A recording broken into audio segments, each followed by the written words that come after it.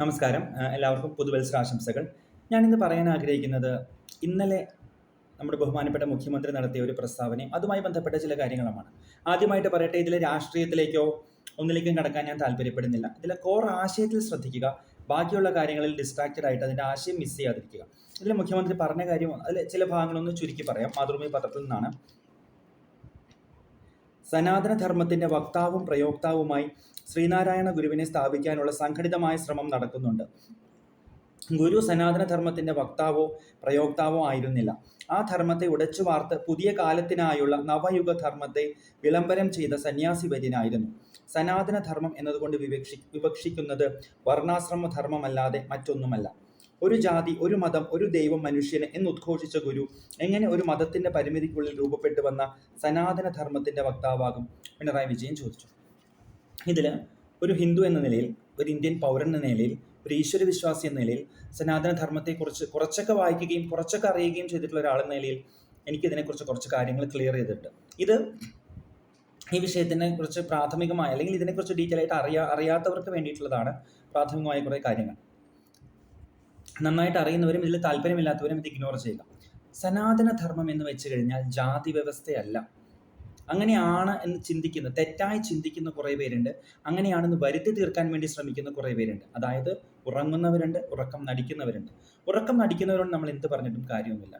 എന്നാൽ ഉറങ്ങുന്നവരോട് എനിക്ക് പറയാനുള്ളത്, ഹിന്ദു ധർമ്മത്തിൻ്റെ, സനാതനധർമ്മത്തിൻ്റെ കോറായിട്ടുള്ള ടെക്സ്റ്റ് എന്ന് പറയുന്നത് വേദങ്ങളാണ്. രാമായണമോ മഹാഭാരതമോ പലരും പറയുന്ന പോലെ മനുസ്മൃതിയോ ഒന്നുമല്ല. സ്മൃതികൾ കാലഘട്ടത്തിനനുസരിച്ച് മാറ്റം വരുന്നതാണ്, മാറ്റത്തിന് വിധേയമാണ്, അന്തിമമായൊരു കാര്യമൊന്നുമല്ല. സനാതനധർമ്മത്തിൽ ഏറ്റവും പ്രധാനമായിട്ടുള്ള കോർ ടെക്സ്റ്റ് ബുക്ക് വേദങ്ങളാണ്.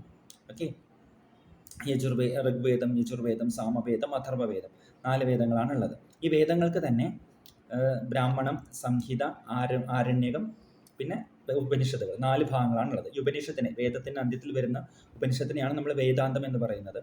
ഓക്കെ, വേദത്തിലെ ബ്രാഹ്മണം എന്ന് കേട്ടത് ബ്രാഹ്മണിക്കൽ ഹെഗമണിയാണെന്ന് തെറ്റിദ്ധരിക്കല്ലേ. ഈ കാലത്തെ വാക്ക് പറഞ്ഞാൽ അങ്ങനെയായിരിക്കും ഇത് പ്രൊജക്റ്റ് ചെയ്ത് പോകുന്നത്. ഓക്കെ, അതിൻ്റെ ഡീറ്റെയിൽസിലേക്ക് കിടക്കുന്നില്ല. അപ്പോൾ എന്താണ് വേദത്തിൽ പറയുന്ന, വേദത്തിൻ്റെ അന്ത്യത്തിൽ വേദാന്തത്തിൽ പറയുന്ന ഏറ്റവും കോറായ ആശയം, സനാതനധർമ്മത്തിന് ഏറ്റവും ഉയർന്ന ആശയം എന്ന് വെച്ച് കഴിഞ്ഞാൽ ജീവാത്മ പരമാത്മ ഐക്യമാകുന്ന അദ്വൈത ദർശനമാണ്. എന്താ പറയുക, ഞാൻ ഈ വീഡിയോ സീരീസിലെ 35th വീഡിയോയിൽ the ultimate idea of unity എന്നുള്ളൊരു വീഡിയോ ചെയ്തിട്ടുണ്ട്. അതിൻ്റെ ലിങ്ക് ഞാൻ ഒന്നുകൂടി കമൻറ്റ് സെക്ഷനിൽ ഇടാം. അതായത് ദ്വൈതമില്ല.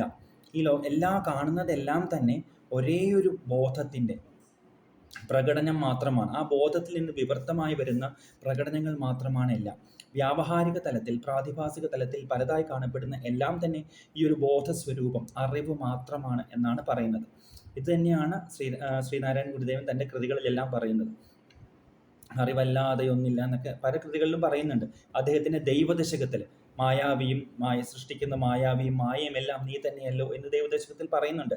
ശ്രീനാരായണ ഗുരുദേവൻ്റെ ദൈവദശകം, ജനനി നവരത്നമഞ്ജരി, ആത്മോപദേശ ശതകം, ഈ കൃതികളൊക്കെ ഒരു തവണയെങ്കിലും ഒന്ന് വായിക്കുകയും എൻ്റെ പ്രാഥമിക അർത്ഥമെങ്കിലും ഒന്ന് മനസ്സിലാക്കാൻ ശ്രമിക്കുകയും ചെയ്താൽ ഇത്തരത്തിലുള്ള തെറ്റിദ്ധാരണകൾ മാറിക്കിട്ടും. ഒരു തവണയെങ്കിലും ദൈവദശകമെങ്കിലും ഒന്ന് വായിക്കാൻ ഞാൻ എല്ലാവരോടും പറയുന്നു. ചെറിയ സിമ്പിളായിട്ടുള്ള ബുക്കാണ്, പക്ഷെ ഗഹനമായ വേദാന്ത ആശയങ്ങൾ അതിൽ പറയുന്നുണ്ട്. അപ്പോൾ അൾട്ടിമേറ്റ് യൂണിറ്റി പറയുന്ന ഒരു അദ്വൈത ദർശനമാണ് സനാതനധർമ്മത്തിൻ്റെ കാതൽ. ഈ സനാതനധർമ്മത്തിൻ്റെ തിയോറിറ്റിക്കൽ പാർട്ട് പെർഫെക്റ്റ്, ഗ്രേറ്റസ്റ്റ് യൂണിറ്റിയാണ്. അത് വേറെ ഒരു സാമ്പത്തിക സാമൂഹിക തലത്തിൽ മാത്രം നിൽക്കുന്ന യൂണിറ്റി അല്ല, അൾട്ടിമേറ്റ് വൺനെസ്, അതാണ് പറയുന്നത്. അപ്പോൾ ഈ വേദങ്ങളാണ് സനാതനധർമ്മത്തിൻ്റെ കാതൽ. ഇതിലും വലിയൊരു യൂണിറ്റിന് എവിടെയും പറയാനില്ല. കാര്യം ഇവിടെ കോർ ലെവലിൽ തന്നെ ഡിഫറൻസ് ഇല്ല. Ultimately V are the same എന്നാണ് പറയുന്നത്. ഓക്കെ, അപ്പോൾ ഈ ഒരു കാര്യം ശ്രദ്ധിക്കാം. അപ്പോൾ പിന്നെ ജാതി വ്യവസ്ഥ സനാതനധർമ്മത്തിന്, ഹിന്ദു ധർമ്മത്തിൻ്റെ പ്രാക്ടീസിൽ വന്ന ഒരു വലിയ തെറ്റാണ്. അക്നോളജിങ് ദ ഷാഡോസ് എന്നുള്ളൊരു വീഡിയോ ഞാൻ ചെയ്യുന്നുണ്ട്.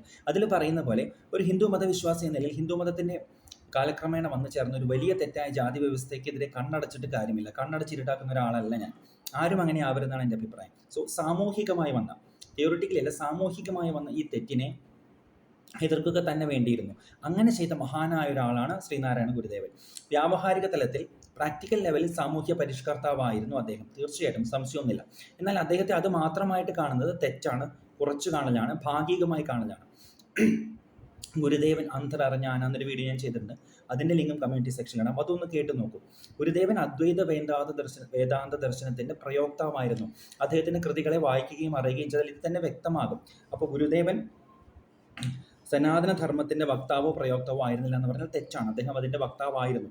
എന്നാൽ സനാതനധർമ്മം എന്ന മഹത്തായ ആശയത്തിൽ കാലക്രമേണ അറിഞ്ഞും അറിയാതെയും കടന്നുകൂടിയ തെറ്റുകളെ അതിനെ മാറ്റുകയും സനാതനധർമ്മത്തിൻ്റെ യഥാർത്ഥ ആശയം ജനങ്ങൾക്ക് വ്യക്തമാക്കി കൊടുക്കുകയും ചെയ്യാൻ ശ്രമിച്ച ഒരു അദ്വൈത, തിയോറിറ്റിക്കൽ ലെവലിൽ അദ്വൈത വേദാന്ത ദർശകനും പ്രാക്ടിക്കൽ ലെവലിൽ സാമൂഹിക പരിഷ്കർത്താവും എല്ലാമായിരുന്ന ഒരു മഹത് വ്യക്തിത്വമാണ് ശ്രീനാരായണ ഗുരുദേവൻ.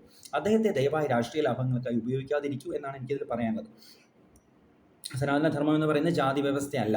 ഉദയനിധി സ്റ്റാലിൻ ആണെങ്കിലും ആരാണെങ്കിലും ഇവരൊക്കെ ജാതി വ്യവസ്ഥ എന്നുള്ളൊരു സാമൂഹിക തിന്മയെ മാത്രം നോക്കി അതിനെ സനാതനധർമ്മമായിട്ട് കൂട്ടിച്ചേർത്ത് കിട്ടുന്നൊരു നയമാണ് ഫോളോ ചെയ്യാറ്.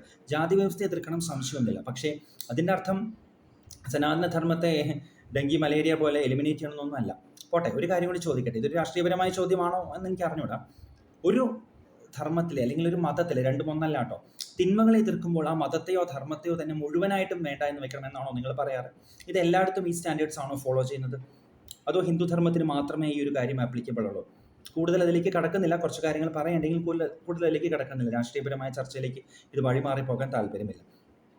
അപ്പോൾ ഒരു ഹിന്ദു വിശ്വാസി എന്ന നിലയിൽ സനാതനധർമ്മം എന്താണെന്ന് അറിയാൻ ശ്രമിക്കുന്ന ഒരാളെന്ന നിലയിൽ ഞാൻ ചെയ്യുന്നതും നിങ്ങൾ എല്ലാവരോടും ഞാൻ ചെയ്യാൻ ആവശ്യപ്പെടുന്നതും നമ്മുടെ സനാതനധർമ്മ ഗ്രന്ഥങ്ങൾ വായിക്കുക, ഗുരുദേവൻ എഴുതിയ കൃതികൾ വായിക്കുക, എന്താണ് അദ്വൈത വേദാന്ത ദർശനം എന്ന് അറിയുക, അദ്ദേഹം എത്രത്തോളം അതിനെ പിന്തുണച്ചിരുന്നു, അതിൻ്റെ വക്താവും പ്രയോക്താവുമായിരുന്നു എന്നുള്ളത് മനസ്സിലാക്കുക.